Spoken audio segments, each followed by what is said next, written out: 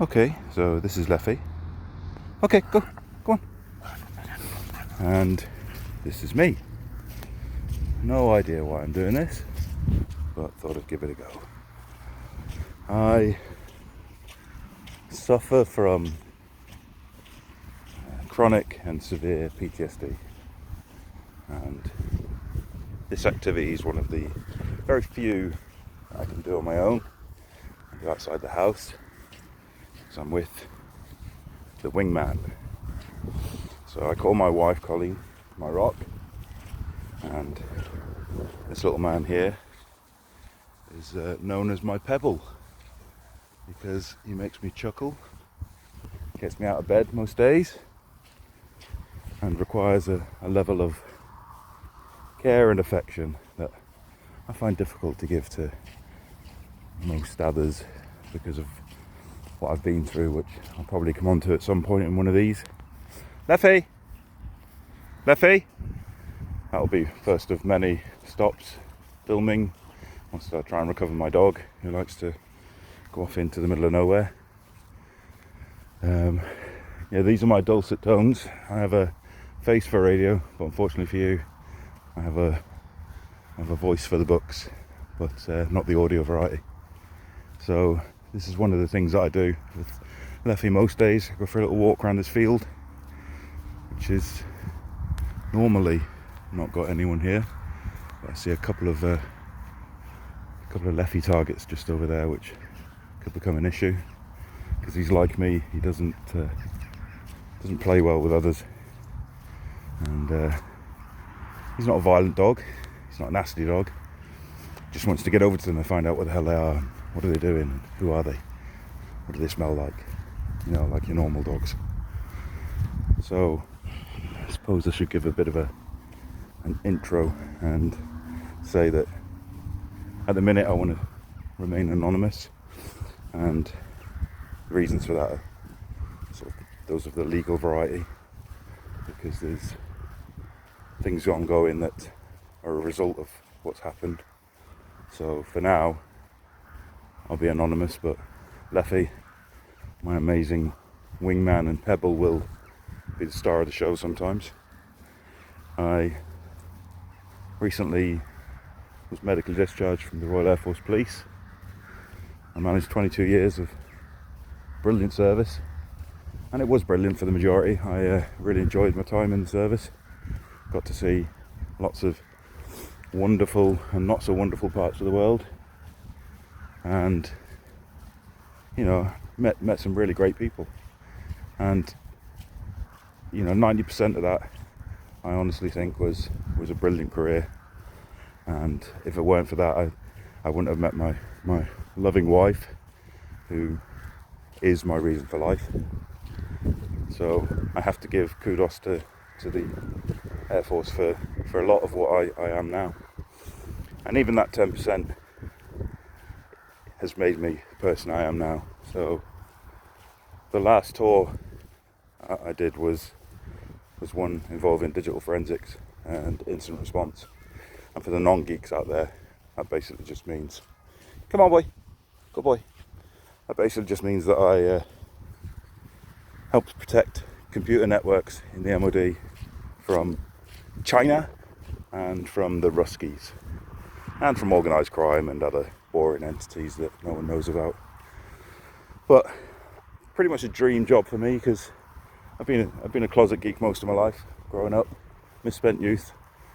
Did a bit of the old kicking the football around, but most of my time was inside, breaking things to see how I could fix them, and to end up in a job that basically involved that, for me as a techie and as a geek, was a dream. And yep, that was another one of those moments where Leffe decided to run off after two massive dogs, see if you could catch them, even though they're on the side of the fence. Come on boy, this way. Good boy. Oh, good boy, Leffe. So as I was saying, I ended up in the dream job. On arrival though, we were then told part of the job because we were policemen, would be to investigate criminal and inappropriate web browsing. So obviously question one for me was, well, what counselling is in place, what countermeasures and safe measures are in place for us to make sure, you know, we've been looked after doing this. Well, you can ring the padre if you're struggling. Obviously not a great answer. So I lasted 6 years there doing the job. Every once in a while, ask the question, why aren't we getting the counselling therapy that other parts of the forces are getting for doing this job? Oh, there's no resources. We're looking into it though. We'll get back to it. You know, these are the sort of things that you ask the question, but you don't want to stick your head too far above the parapet because you're in your dream job.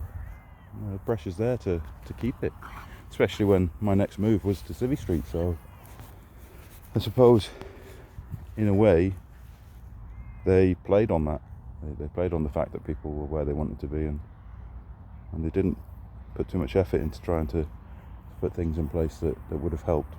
And even to this day, you know, I think very recently it's been changed, but for about 3 years after I stopped working and was at home in a very bad place, I heard that PM's warrant officer wanted to talk to me about my situation and what had happened, and I passed all the information to him, and he said, you know, he'd make sure that things like that didn't happen again. So hopefully something good did come from that.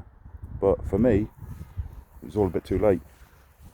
And as I say, start of the year, I was discharged out, and in a place of not knowing really what the future might hold for someone like me who had a head full of experience and geekery, and was there a company out there that would employ me? And I was quite fortunate in the fact that I had some very good friends who supported me, and I ended up with a job. And COVID, you know, was obviously a horrible stain on humanity at the minute, but for me it was a bit of a silver lining, because it meant that I could work from home, you know, and not have to deal with people, and, you know, leave the house and all those added things that for me were very difficult. So I've been working for a firm now for nearly a year. In February it'll be a year, and things are looking good, but that's just because I can work from home. So who knows what will happen when that changes, if they'll keep the patience with me and keep me on. Hopefully they will. But the main thing about all this is, Leffe, come on boy, come on. He's trying to get to a little river in the corner of one of the fields. For such a small dog, he loves to jump into deep water, mainly because he knows someone will help him out if he does. Come on boy, let's go. Hey, good boy. Good boy. Come on.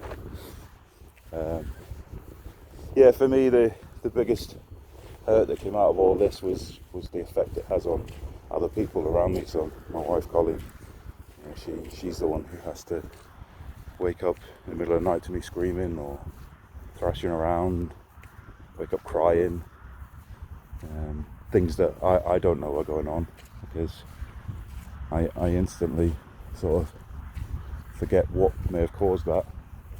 But she lives with it, she sees it. She has to live with the man who, you know, can just switch in a matter of moments. And I hate what it does to her. It's the worst part out of all this. And I've often said that I wouldn't wish this sort of PTSD on even my worst enemy, and I generally wouldn't. I think that when your brain turns against you, it becomes your enemy, and you have no control over it, it's horrific. And when it's showing you the images that you've spent years analysing and categorising, and then they start to morph into, you know, your nephew or the girls who live next door, you know, kids you really care about, and you can't even then go on a FaceTime with them, because it'll just trigger you. It just ruins those relationships. I have no ability to make new relationships, because unless I've seen someone's browsing history, I don't know who they are. I don't know what they're up to. So humans are evil people, and there's a lot of them out there, and they all wear masks. I mean, I wear a mask, but my mask is there to protect other people from having to deal with the real me. I used to be a cheeky chappy, always the centre of attention. Not anymore, but I still use that mask to put other people at ease. So that's why these walks are so good for me, because Leffe, sit. Leffe, sit. He will, you watch, he will. Leffe, he'll do it. Sit. I swear to you, definitely will. Sit. Leffe, sit. You're not going to sit on a log now, are you? Come here, back, sit. He gets far too excited, and there's lots going on. So, but yeah, my walks with him, they're better than any therapy, because he doesn't understand what I'm saying. Can't hurt him. He's a great listener, especially with ears magnificent as that. Yes, you're a good boy, aren't you? So that's the end of our first little walk and intro, and we'll see where it goes from there. But if anyone does have any questions, or sees this and thinks of something they'd like to hear about, then drop me a message or put it in the comments. And remember to subscribe, because that's the only reason I'll really do this, is if people are listening. Thanks very much. See you next time.